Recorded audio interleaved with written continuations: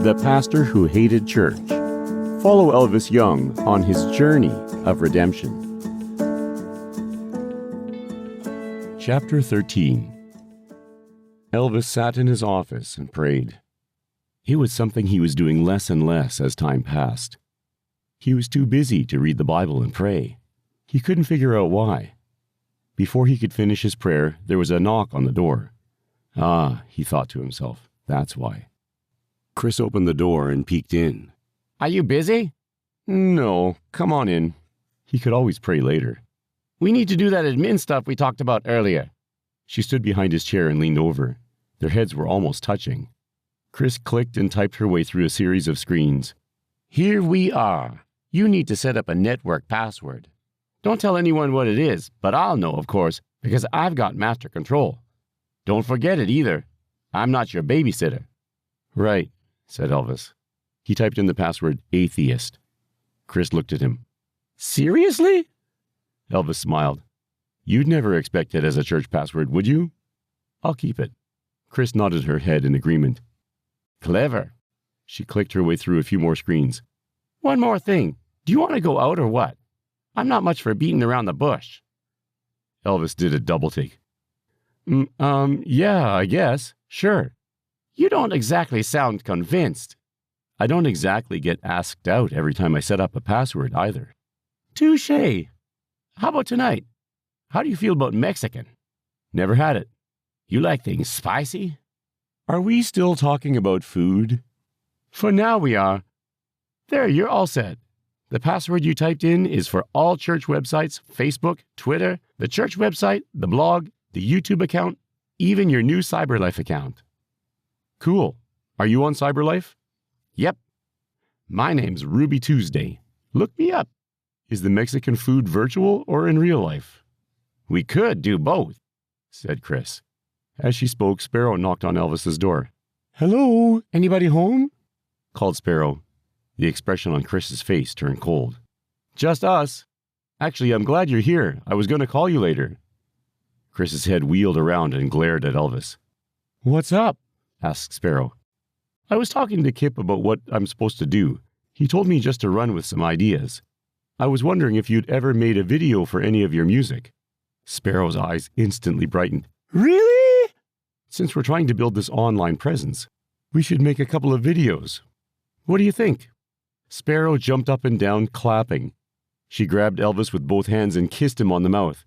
Chris stood with her hands on her hips. I didn't see that coming, mumbled Elvis as he slumped back in his chair. You'd better not get used to seeing it either, said Chris, right before she stormed out of the office. What do you think?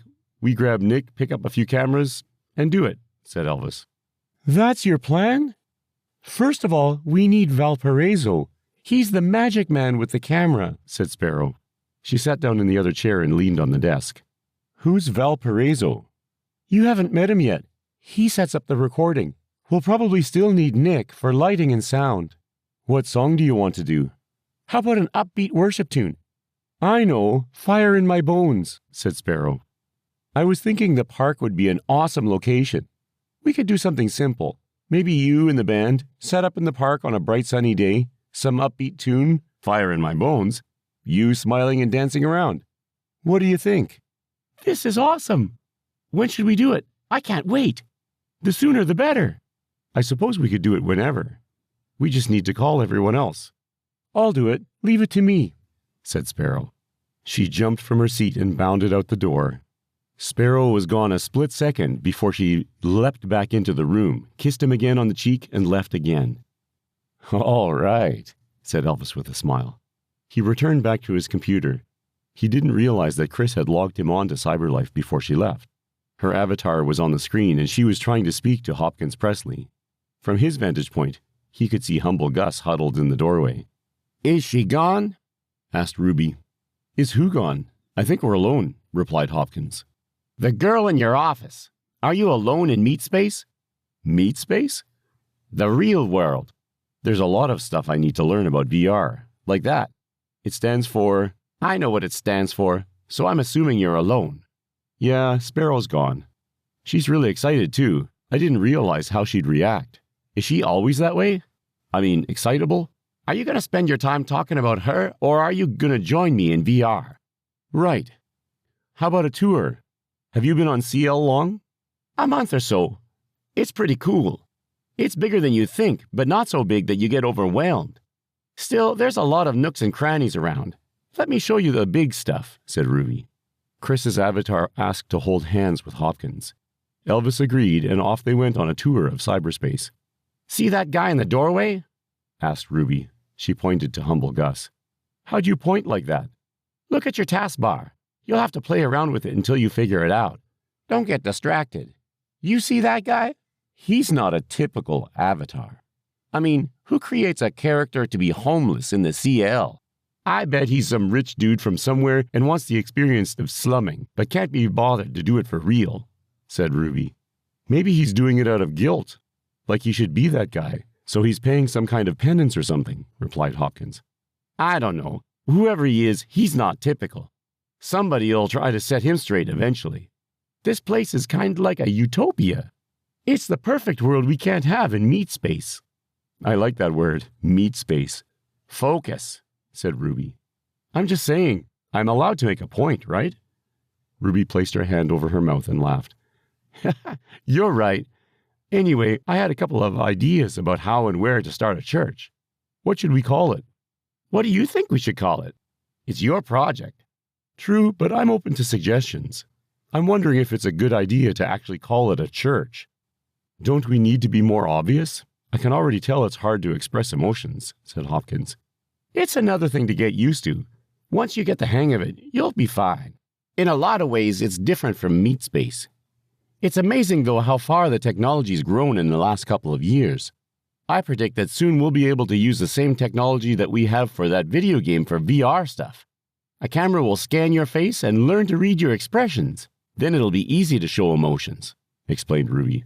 That's pretty scary. I think it's awesome. Imagine what it'll be in the future. I'd love to be able to rewrite my life. Why? What's wrong with your real one? Ruby paused and looked away. Could you tell me what that means?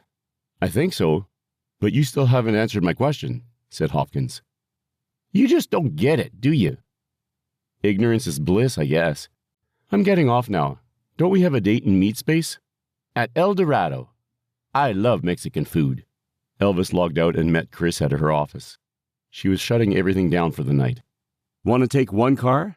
We could leave yours here and pick it up later, said Elvis. That's very chivalrous of you. Well, I am old school, said Elvis. Chris forced a smile. They arrived at the restaurant. During the trip, Elvis wanted to ask about her life in the real world, but couldn't think of how to broach the subject tactfully. When they opened their menus, he decided the direct approach. So what's wrong with your real life? What? In VR, it sounded like you wanted a better life there because you weren't happy with the one here, said Elvis. You're not going to let this drop, are you? You know what? I just decided. I'm not going to let it drop. You can't say something like that without offering some sort of explanation, said Elvis. Sure I can. It's called mystery, said Chris sternly. It sounds more like loneliness. Chris stared blankly at Elvis over their menus. Elvis could tell he struck a nerve. I don't want to talk about it. Chris avoided eye contact. Really? Ms. Blunt doesn't want to talk about something? I don't think so. Chris dropped her menu. You know what? This date's over. If you can't respect my privacy, then I don't need this. What don't you need? Someone who cares? Why do you think I asked? I sensed something wrong and I want to help. Sit, please. Besides, this is your place. I have no idea what's good around here.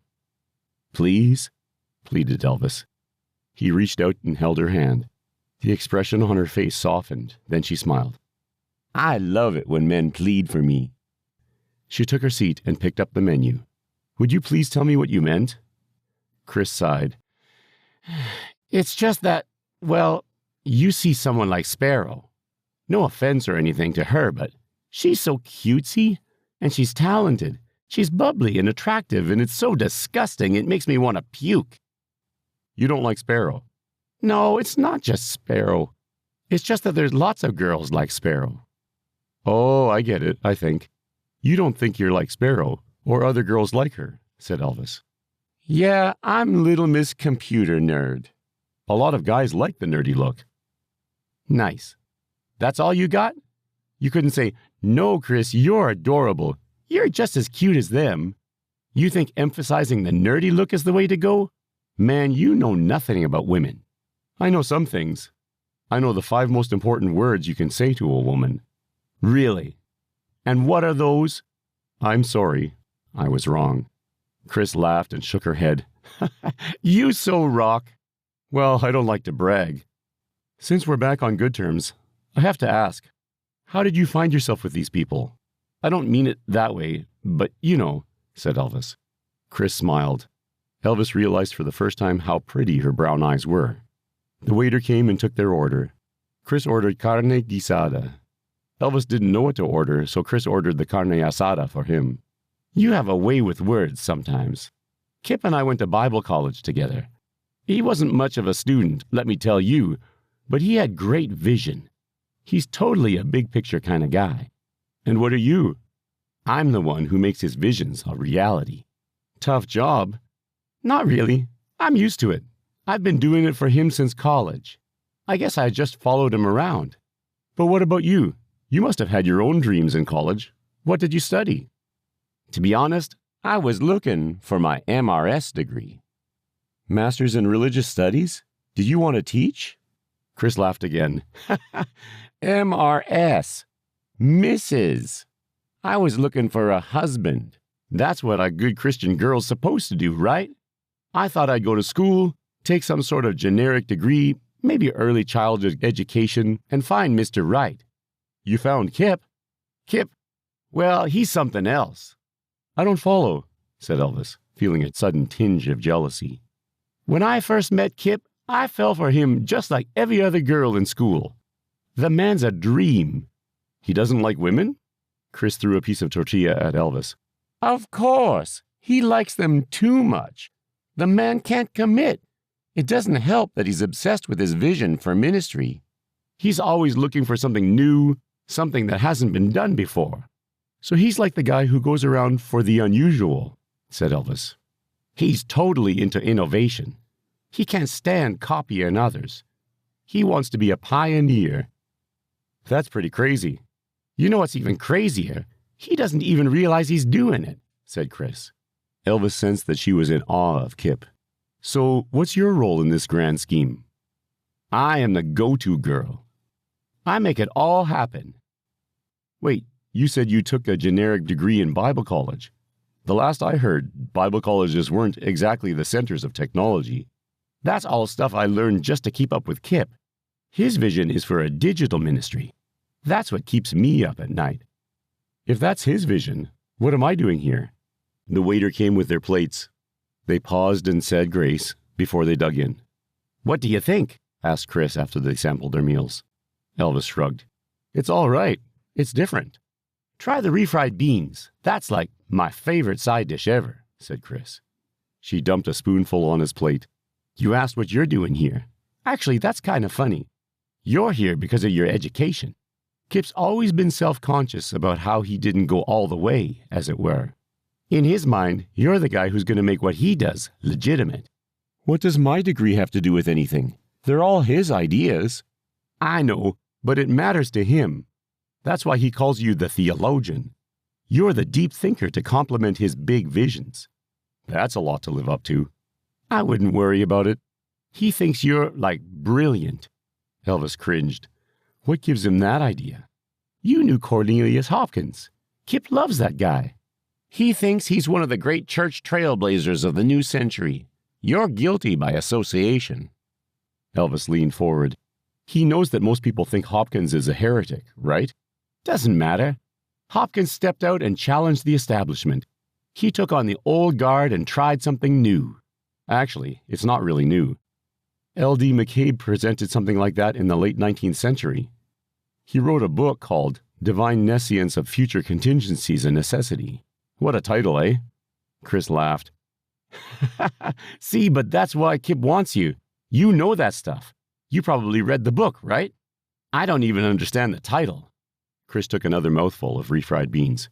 It's about, don't bother. I may not understand it, but that doesn't mean I want to either. Thank you for listening to The Pastor Who Hated Church, written by Timothy G.A. Cooper, narrated by Greg Cooper. Tune in next week to hear the next chapter in Elvis Jung's Tale of Redemption.